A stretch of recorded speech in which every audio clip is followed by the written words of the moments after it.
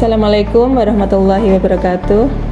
Perkenalkan, saya Ariska Fitri Kurniawati, dosen pengampu mata kuliah pengantar probabilitas di program studi Matematika Fakultas Matematika dan Ilmu Pengetahuan Alam Universitas PGRI Roggolawe Tuban. Sebagai seorang dosen, saya telah berperan aktif dalam 3 aspek perguruan tinggi, yaitu pengajaran, penelitian, dan pengabdian masyarakat. Pada kesempatan ini, saya akan menyampaikan pernyataan diri mengenai pelaksanaan tugas Tridharma perguruan tinggi, khususnya pada bidang pengajaran, dengan penekanan pada 3 komponen utama, yaitu delivery, interaction, dan assessment dalam pembelajaran. Delivery atau penyampaian materi. Delivery adalah proses penyampaian konten pembelajaran secara terstruktur, sistematis, dan relevan. Dalam mata kuliah ini, metode delivery dilaksanakan dengan beberapa pendekatan. Yang pertama, ceramah interaktif. Dosen menyampaikan konsep dasar probabilitas seperti ruang sampel, kejadian atau event, peluang klasik, empiris, dan subjektif, aturan penjumlahan, dan perkalian probabilitas. Penyampaian materi dilakukan dengan menggunakan slide presentasi, contoh kasus nyata, dan visualisasi diagram pohon atau tabel kontingensi. Video pembelajaran dan modul digital. Demonstrasi langsung. Untuk menjelaskan percobaan probabilitas, dosen melakukan simulasi seperti pelemparan koin, dadu, atau pengambilan kartu sehingga mahasiswa dapat memahami konsep peluang secara empiris.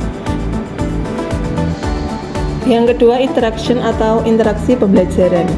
Interaction adalah proses keterlibatan aktif antara dosen dan mahasiswa maupun antar mahasiswa. Dalam mata kuliah ini, interaksi difasilitasi dengan berbagai cara. Yang pertama, diskusi kelas. Setelah pemaparan materi, dosen memfasilitasi diskusi mengenai contoh soal dan studi kasus.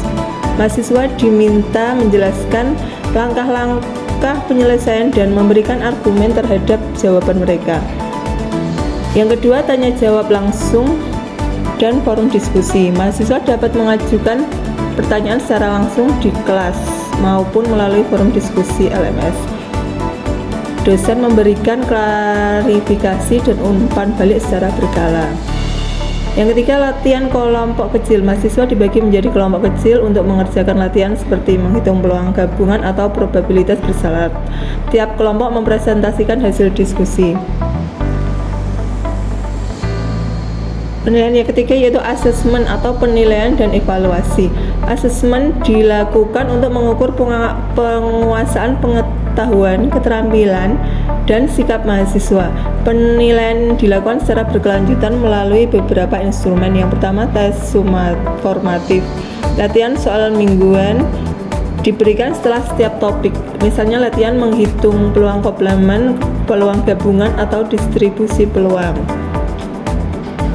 Tugas individu. Mahasiswa menyelesaikan tugas berupa analisis data sederhana dan penghitungan probabilitas berdasarkan skenario tertentu. Yang selanjutnya, penilaian proyek kelompok. Setiap kelompok melakukan proyek sederhana, misalnya membuat simulasi peluang suatu kejadian, memvisualisasi data peluang, atau studi kasus penerapan probabilitas. Penilaian asesmen yang selanjutnya ada ujian tengah semester dan ujian akhir semester. Ujian dilakukan untuk menilai pencapaian hasil belajar secara menyeluruh, meliputi pemahaman konsep dasar probabilitas, aplikasi rumus probabilitas dalam perhitungan, kemampuan interpretasi hasil perhitungan. Dengan penerapan metode delivery, interaction, dan assessment secara terpadu, pembelajaran mata kuliah pengantar probabilitas diharapkan dapat membantu mahasiswa memahami konsep probabilitas secara mendalam, meningkatkan keterampilan berpikir analitis dan pemecahan masalah, menumbuhkan sikap aktif, kritis, dan kolaboratif dalam proses belajar. Sesuai RPS pada mata kuliah pengantar probabilitas, capaian pembelajaran lulusan atau CPL, yaitu yang pertama penguasaan sikap Menginternalisasi nilai, norma, dan etika akademik. Menunjukkan sikap bertanggung jawab atas pekerjaan di bidang keahliannya secara mandiri. Penguasaan pengetahuan. Menguasai konsep teoritis matematika meliputi logika matematika, matematika diskrit, aljabar, analisis, dan geometri secara teori peluang dan statistika. Keterampilan khususnya mampu mengembangkan pemikiran matematis yang diawali dari pemahaman prosedural atau komputasi hingga pemahaman yang luas meliputi eksplorasi penalaran logis, generalisasi, dan bukti formal. Selanjutnya, untuk keterampilan umum, mampu menerapkan pemikiran logis, kritis, sistematis, dan inovatif dalam konteks pengembangan atau implementasi ilmu pengetahuan dan teknologi yang memperhatikan dan menerapkan nilai humaniora yang sesuai dengan bidang keahliannya. Mampu menunjukkan kinerja mandiri, bermutu, dan terukur. Untuk capaian mata kuliahnya atau CPMK, yang pertama, mahasiswa mampu menjelaskan konsep statistik yang berhubungan dengan pengolahan data. Yang kedua, mahasiswa mampu menggunakan konsep statistik untuk pengolahan data di bidang pengukuran, kalibrasi, dan pengendalian. Yang ketiga, mahasiswa mampu mendemonstrasikan alat bantu pengolah data dalam menerapkan konsep statistik. Dan untuk pusakanya, Bowker A dan G.C. Lieberman Engineering Statistik. Yang kedua, Walpole Probability and Statistics for Engineering and Scientists MC Milan. Demikian pernyataan diri dosen untuk kinerja perguruan tinggi atau PDD UKT-PT. Selanjutnya saya akan menampilkan video pembelajaran dalam kelas pada mata kuliah pengantar probabilitas.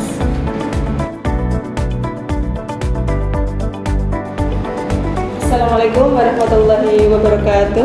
Waalaikumsalam warahmatullahi wabarakatuh. Selamat pagi para mahasiswa saya semua. Pagi. Gimana keadaannya hari ini? Alhamdulillah sehat. Sehat semua ya. Untuk angkatan 2023 ini di mata kuliah saya pengantar probabilitas ya. Sudah siap untuk menerima perkuliahan hari ini? Siap. Ini hadir semua ya? Iya. Alhamdulillah. Untuk pertemuan yang keberapa ini ya? Ketiga ya? Yang kemarin sudah kita bahas tentang pengantar probabilitas ya. Ada apa? Populasi, ada sampel ya. Populasi kalau masih ingat apa itu? Populasi ya, ada yang masih ingat?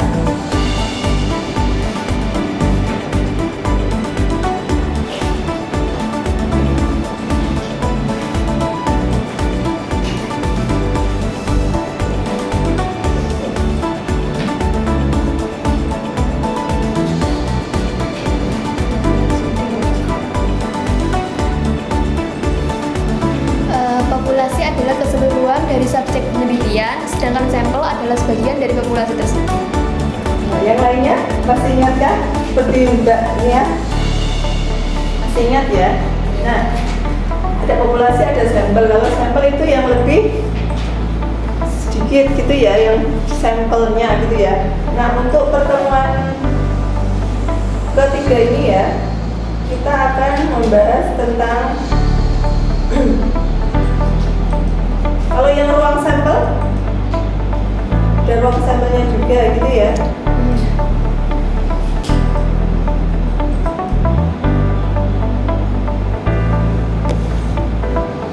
Sekarang kita akan membahas prinsip analisis kombinatorik ya. Dalam banyak hal, himpunan semesta dinyatakan dengan S, yang seringkali merupakan himpunan berhingga dan beranggota tidak begitu banyak.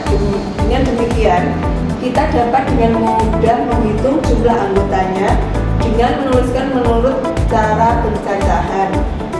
Contohnya, ya, misal ada sebuah kotak berisi 15 buah bola yang diberi nomor 1 sampai dengan 5. Kemudian dari kotak tersebut kita ambil 2 buah bola secara acak, satu persatu, sehingga banyaknya urutan angka yang mungkin dan bisa kita lakukan jika pengambilan bola dilakukan dengan pengembalian, yang artinya bola yang terambil pertama dikembalikan ke dalam kotak sebelum dilakukan pengambilan kedua. Yang kedua, pengambilan bola dilakukan tanpa pengembalian. Itu ya. Jika ada kasus seperti ini, maka penjelasannya ya, karena tadi diketahui itu kotaknya berisi berapa buah?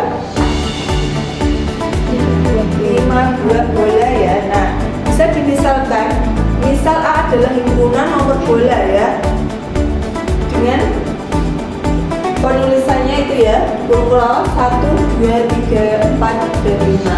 Karena pengambilan bola dilakukan dengan pengembalian, maka bola pertama memiliki kemungkinan untuk terambil lagi pada pengambilan kedua. Dengan demikian, urutan angka nomor bola yang mungkin terambil dinyatakan dalam ini ya, gambar ini ya. Nah, S itu apa? S itu apa? Nah, itu ya, pengambilan dengan pengembalian. Ada apa aja itu? Ada berapa? Dengan pengembalian. Ada berapa Mbak Enta? 25 ya.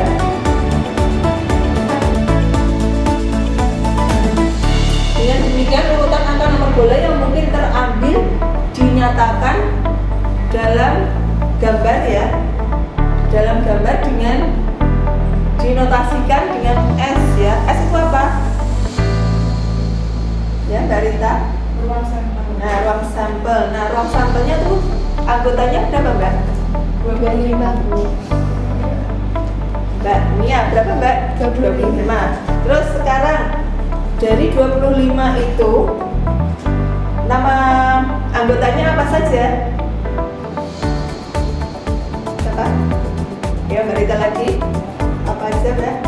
11, 12, 13, 14, 15, 21, 22, 23, 24, 25, 31, 32, 33, 34, 35, 41, 42, 43, 44, 45, 51, 52, 53, 54, dan 55.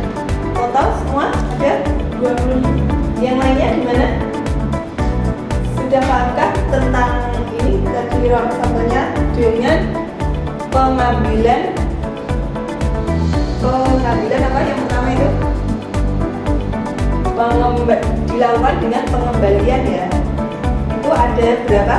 25. Nah, yang kedua yang dari pertanyaannya, pengambilan bola dilakukan tanpa pengembalian. Berarti yang sudah diambil tidak bisa diambil lagi gitu. Kalau yang kedua ini ada berapa? Yang lain? Umi? Ada berapa Mbak?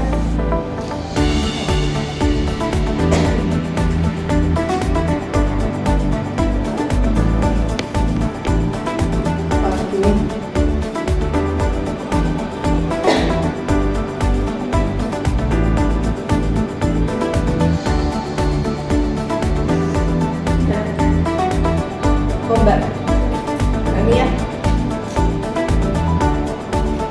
yang tanpa pengembalian.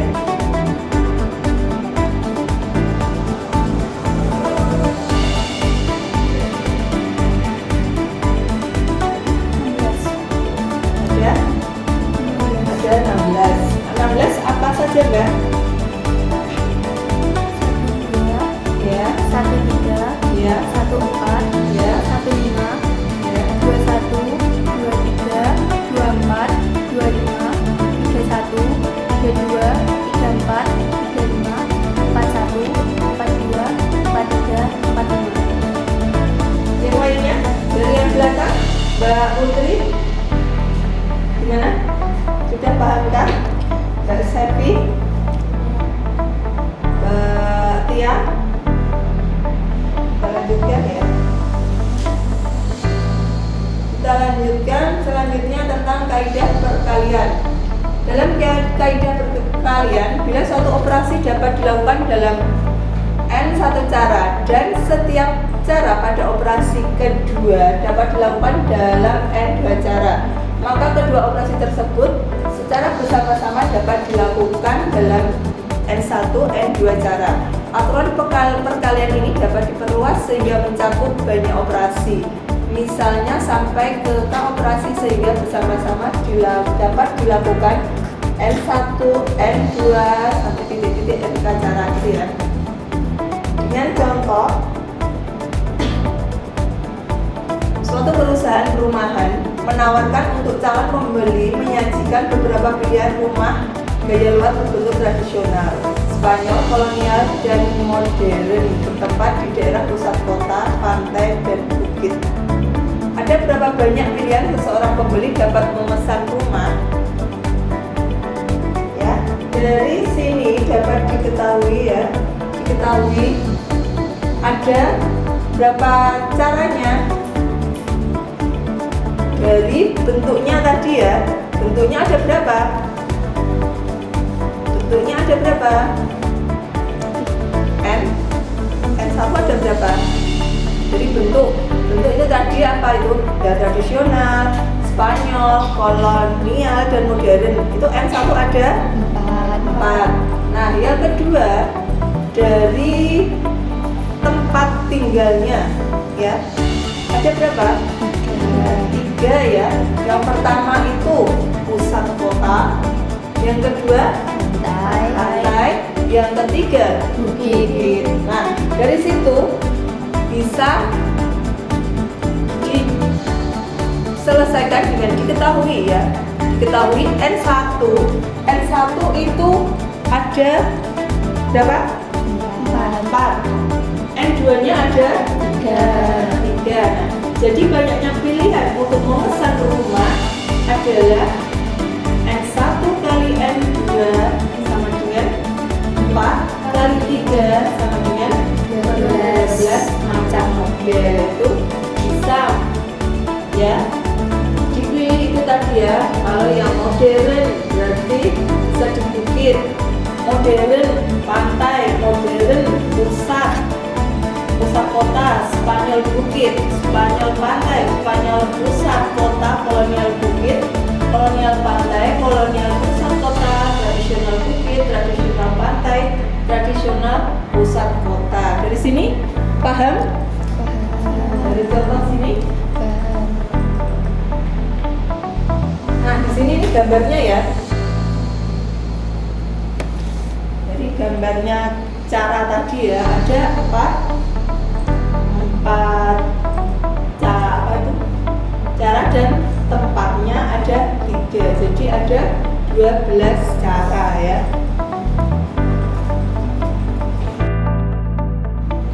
Untuk soal selanjutnya ya, seorang langganan ingin memasang telepon dan ia dapat memilih dari 5 warna dekorasi ya, 5 warna dekorasi, 3 pilihan panjang kawat sambungan, dan 2 jenis telepon yang diputar atau yang pakai tombol. Pertanyaannya, ada berapa banyak pilihan jika seseorang akan memasang telepon tersebut? Dari pertanyaan di atas. Untuk soal kedua ini, adakah yang mau mengerjakan di depan? Mbak Rita, silakan.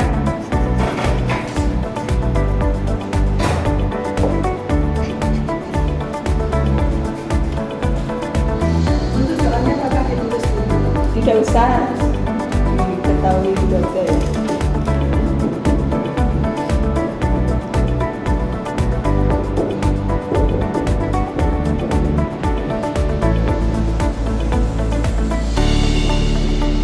N1 ini sebagai apa Mbak? Ya, warna dekorasinya ya.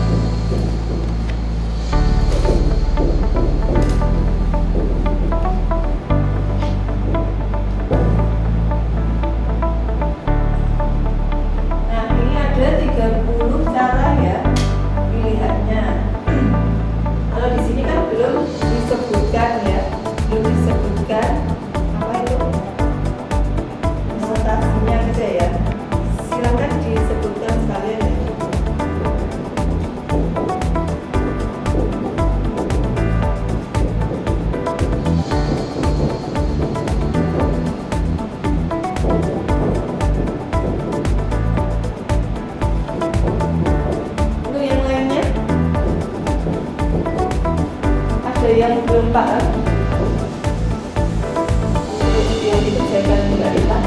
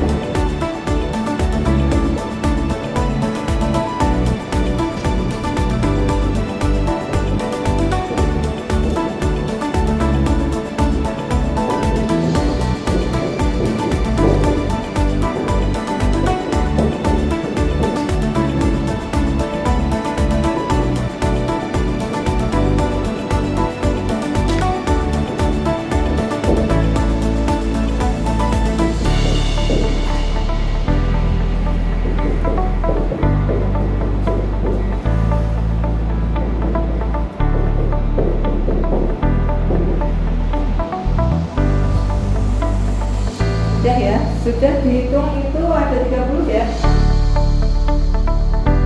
Agar temannya yang belum paham biar bisa paham dengan pengerjaan Mbak Rita, silahkan dijelaskan. Baik teman-teman, bisa lihat ke depan ya. Diketahui N1 sama dengan 5 yaitu warna dekorasinya, N2 sama dengan 3 yaitu panjang tawar sambung, N3 sama dengan 2 yaitu jenis telepon yang diputar. Ditanyakan ada berapa banyak pilihan? Kita jawab, banyaknya pilihan itu sama dengan N1 dikali N2 dikali N3 sama dengan 5 dikali 3 dikali 2 sama dengan 30 cara. Misalkan N1 nya itu yaitu A, B, C, D, E, dan N2 nya itu sama dengan K, L, M, dan N3 sama dengan X, Z. Maka dari banyaknya pilihan dapat kita tulis A, K, Z, A, K, X maksudnya A, K, Z, A, L, X, A, L, Z, A, M, X, A, M, Z, B, K, X, B, K, Z, B, L, X, B, L, Z, B, M, X, B, M, Z, C, K, X, C, K, Z, C, L, X, C, L, Z, C, M, X, C, M, Y, D, K, X, D, K, Z, D, L, X, D, L, Z, D, M, X, D, M, Y, E, K, X, E, K, Z, E, L, X, E, L, Z, E, M, X, dan E, M, Z. Jadi banyaknya pilihan ini ada 30.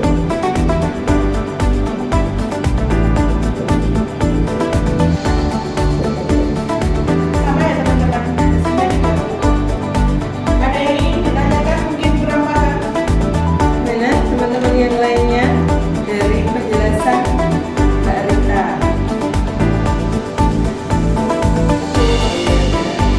Terima kasih Mbak Rita ya. Terima kasih untuk Mbak Rita yang sudah aktif untuk maju ke depan ya. Untuk latihan tugas pribadi ya, nanti dikerjakan di rumah. Halaman 18 itu ya, nanti dibuka di halaman 18 ada 8 soal.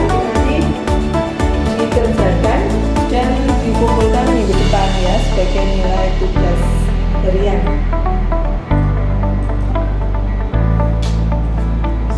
Demikianlah untuk perkuliahan pengantar probabilitas pada siang hari ini ya.